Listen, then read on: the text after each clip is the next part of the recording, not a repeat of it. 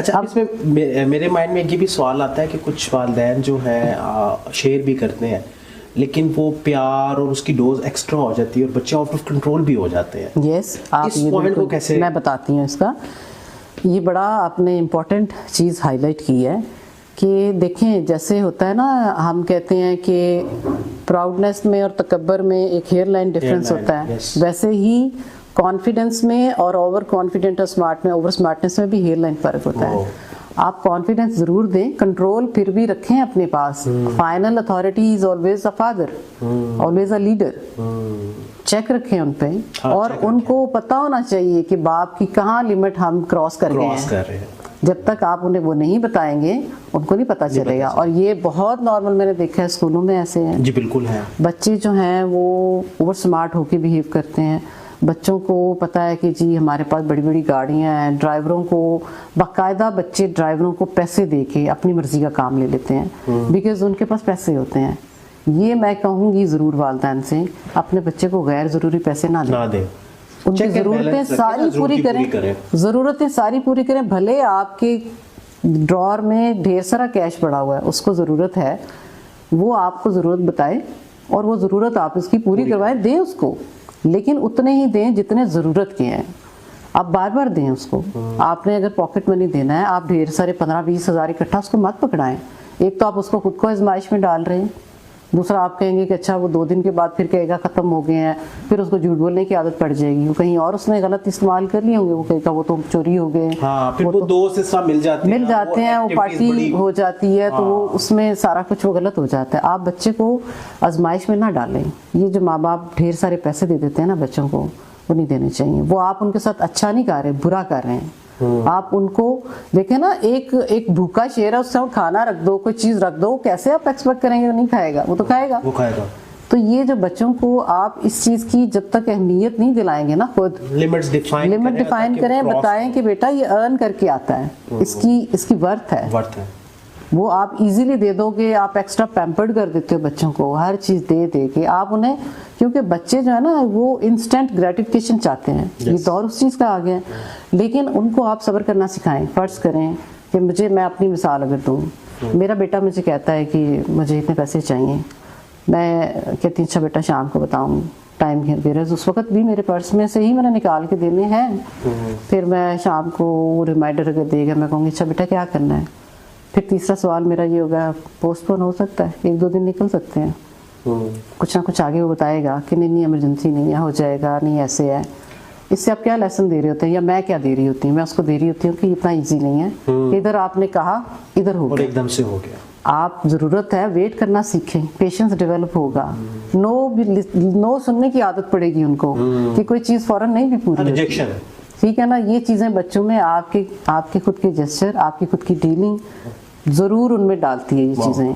और अगर आप ये नहीं करेंगे, आपने इधर बच्चे ने ज़ुबान से निकाला और आपने पूरा कर दिया, तो वो सारी ज़िंदगी वही चाहेगा।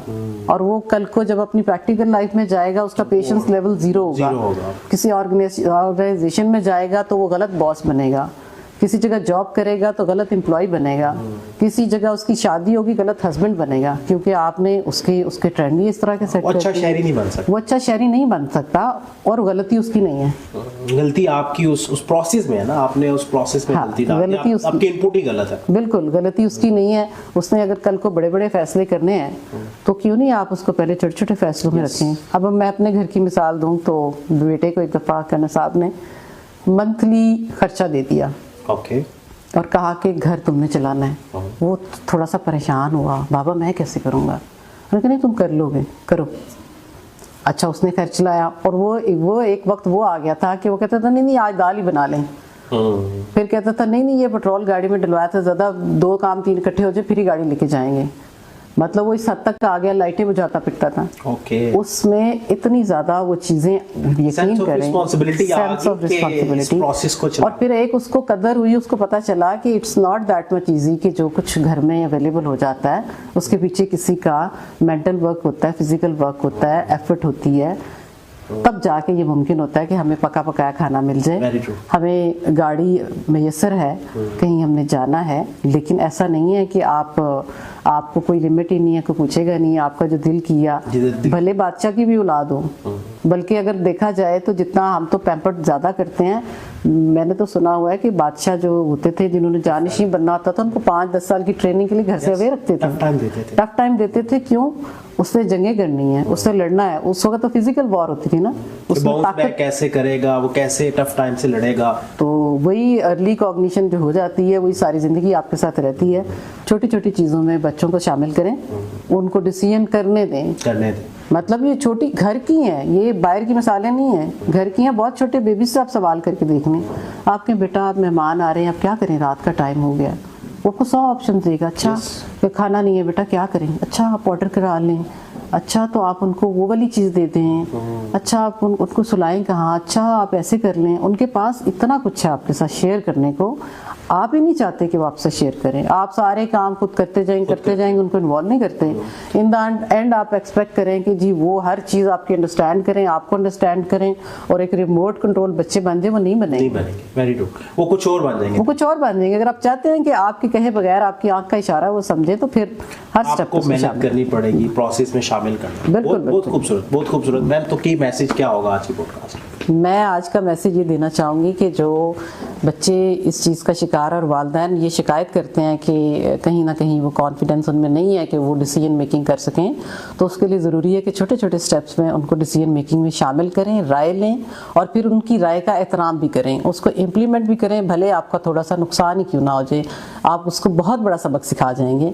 इस वजह से इस चीज़ का ख़ास ख्याल रखें कि कल के लीडर जो हैं उनको हमने प्रिपेयर करना है। हमारे घर के सेकंड इन कमांड जो बच्चे हैं, बेटे हैं, उनको उन्हीं लाइंस पे ट्रेन करें जो कि आप खूबियाँ उनमें देखना चाहते हैं, इंकलकेट करें और डेमोन्स्ट्रेट करें। बहुत शुक्रिया मैम, थैंक यू, जज़ाकल्लाह खैर। आपने आज बड़ी खूबसूरत बातें की और कुछ चीज़ें मेरे माइंड में भी रिवाइव हुई। सो इंशाल्लाह नेक्स्ट एपिसोड में दोबारा आपसे मुलाकात होगी एक नए गेस्ट के साथ, एक नए टॉपिक के साथ। तब तक के लिए इजाज़त।